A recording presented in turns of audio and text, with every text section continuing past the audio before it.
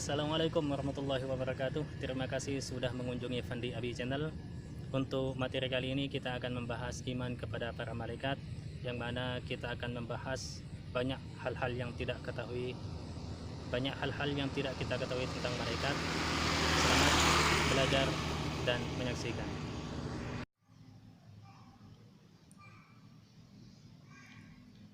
Untuk kali ini melanjutkan materi iman kepada para malaikat bagian kedua.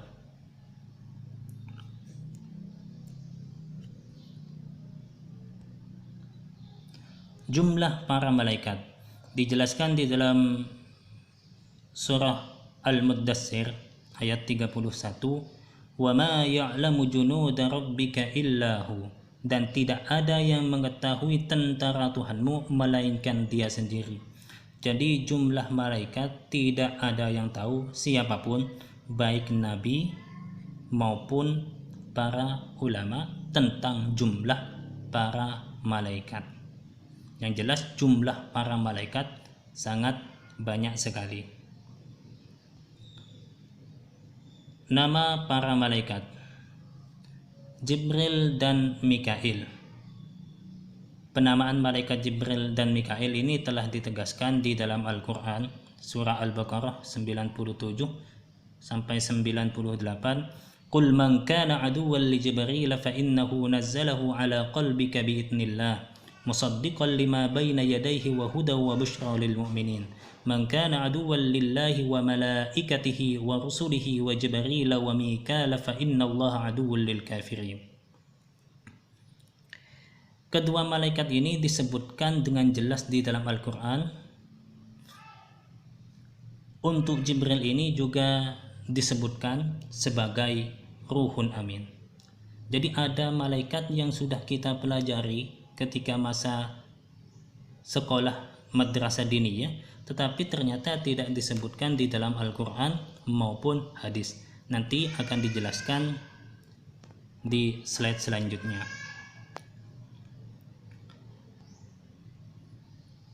Selanjutnya, malaikat Israfil. Penamaan malaikat Israfil ini tidak terdapat di dalam Al-Quran, tetapi dapat ditemukan di dalam hadis Muslim, Abu Daud, Nasai, dan Tirmidzi. Hadis ini diucapkan ketika Nabi bangun tengah malam. Bunyi hadisnya, teks hadisnya, "Allahumma Rabbah Jibrilah." Sebagian hadis ada yang mengatakan Rabbah Jibrailah wa Mikailah wa Israfilah fatiras samawati wal ardi alimal ghaibi wasyahadati anta tahkumu baina ibadika fima kanu fihi yakhtalifun ihdini lima ikhtalifa fihi minal haqqi biidnika innaka tahdi man tasha ila siratim mustaqim. Jadi Nabi ketika bangun tengah malam mengucapkan doa seperti ini. Jadi sudah ada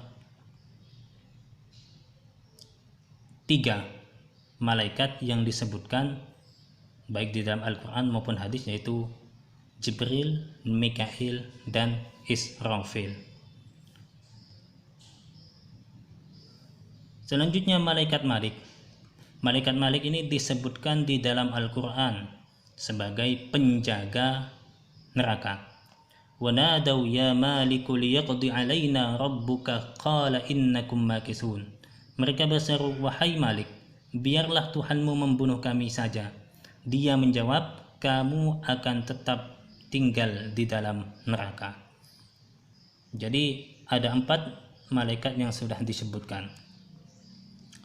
Selanjutnya malaikat Ridwan.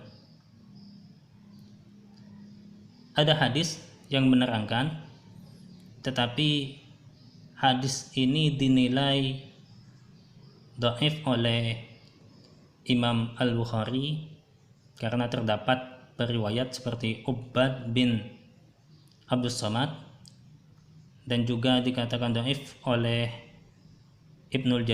Ibnul Jauzi yang mengatakan Yahya bin Sulaiman dengan predikat majhul. teks hadisnya,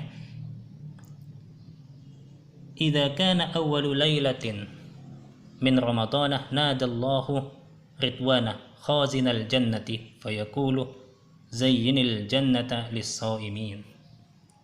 Sesungguhnya Nabi bersabda, jika masuk awal bulan Ramadan, Allah memanggil malaikat Ridwan, penjaga surga. Kemudian berfirman, hiasilah surgaku bagi orang yang berpuasa.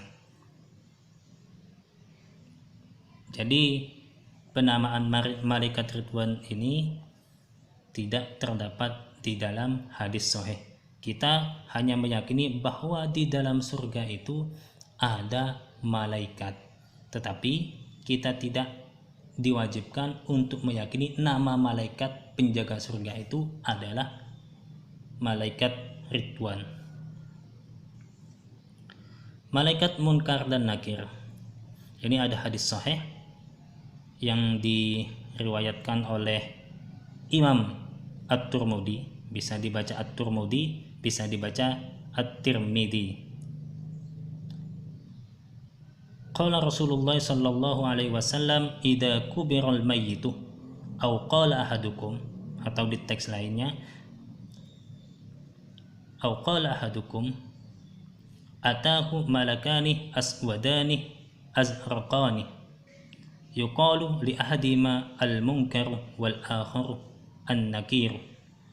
Jika mayit sudah dikuburkan, jika kalian sudah dikuburkan, datanglah dua malaikat yang hitam dan biru. Keduanya adalah Munkar dan Nakir. Jadi malaikat yang menanyakan di dalam kubur itu adalah Munkar dan Nakir. Jadi ada hadis sahihnya. Selanjutnya Israil. Ia bertugas sebagai pencabut nyawa. Penamaan malaikat Israil ini dengan tidak berdasarkan hadis maupun Al-Quran, tetapi ini berdasarkan riwayat Israiliyat.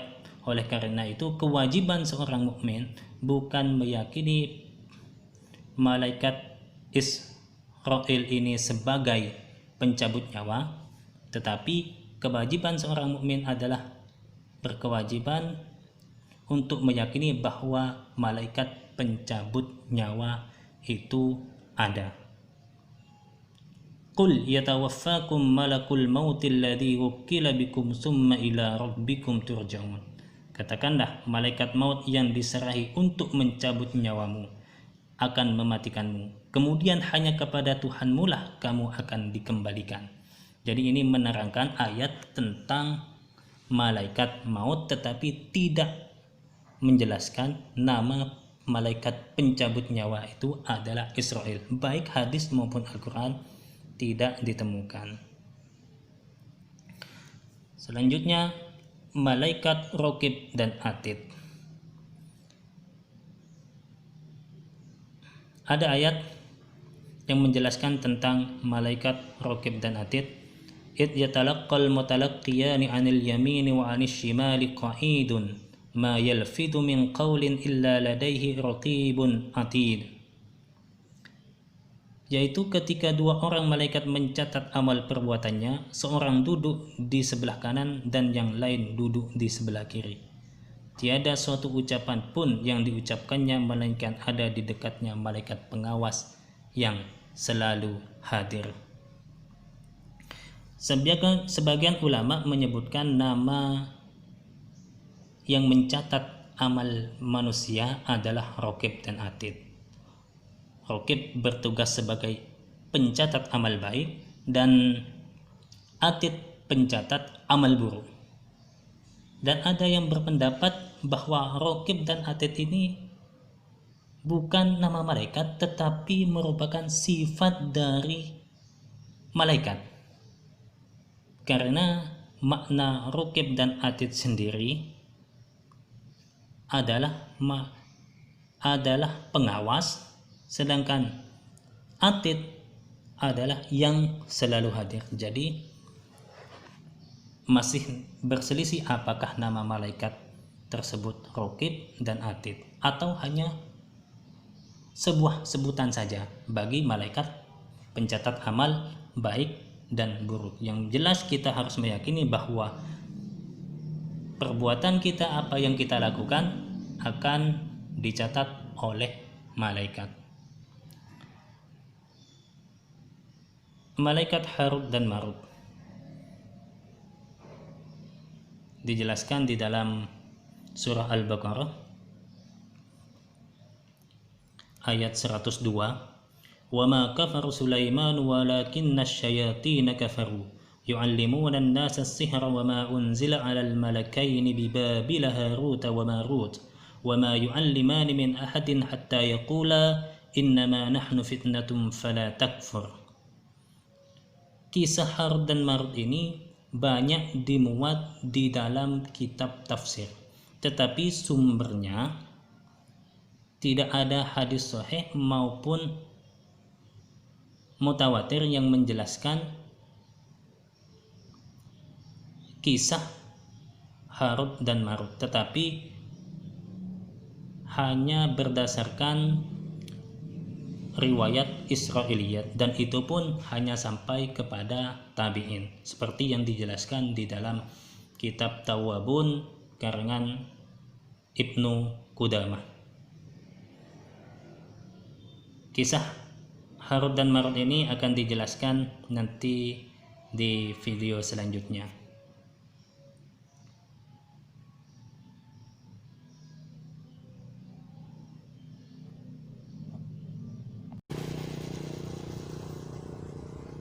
Terima kasih sudah menyaksikan.